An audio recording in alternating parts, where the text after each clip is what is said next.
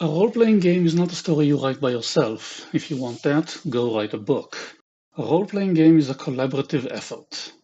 In most of the English-speaking world, you will hear the term game master for the person mostly in charge of the game. You will hear something that sounds more fetish-related in the world's most popular game. I don't even like some other terms like storyteller, master of ceremonies, and director. I consider all of these a misnomer, with a strong whiff of complete control, and it skews perception of the role of the guide, which is the term I prefer, derived from the Hebrew word we adopted over time. It skews it so much that new guides actually consider it part of their job to force the players into a story, instead of considering the intricacies of the role and group dynamics, and almost no rulebook states this clearly enough. Words matter. Words create meaning. Words shape thought. The point of using a word like guide is to imply a relationship like that between a safari or mountain climbing tourist and their guide. The guide knows the place better than you. They have experience there, but they are not there to tell you where to go. You tell them what your objective is and they will point you in the right direction. The guide does not control the player's decisions. They are there to help the players navigate the world and see what happens to their characters. They shouldn't even be controlling their driving forces. They should define their motivation and their goals and have them respond to changes in circumstances.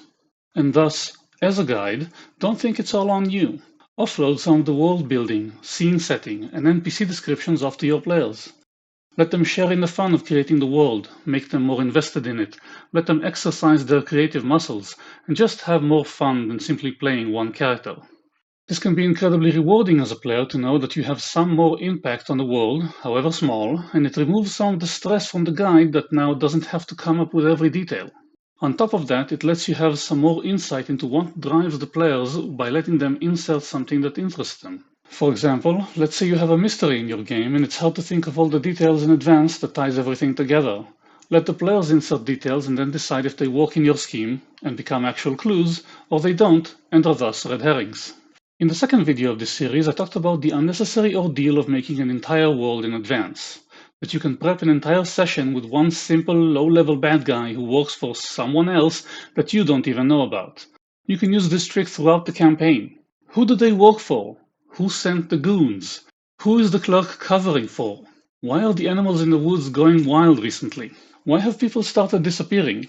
Who reactivated a long-abandoned mine and for what?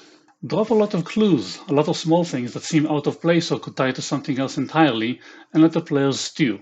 Let them speculate. They can sometimes spend a whole hour just trying to figure out what exactly is going on. Take the guess you love the most and run with it. Later, give credit to the person who brought it up for figuring out your plan from the get-go. That's it for now. Thank you very much for watching. Was this helpful? Did you use this in your game? Can you give an example? If you're going to use it, tell me how, because that sounds cool. If you don't have something specific to write, just respond with an emoji you think is appropriate. I love engagement. If you liked the video, press the thumbs up button and please tell me what you think. Subscription to the channel helps a lot. Hit the notification bell to know when a new video comes up or when I go live. And that's it until next time. Stay good, have fun.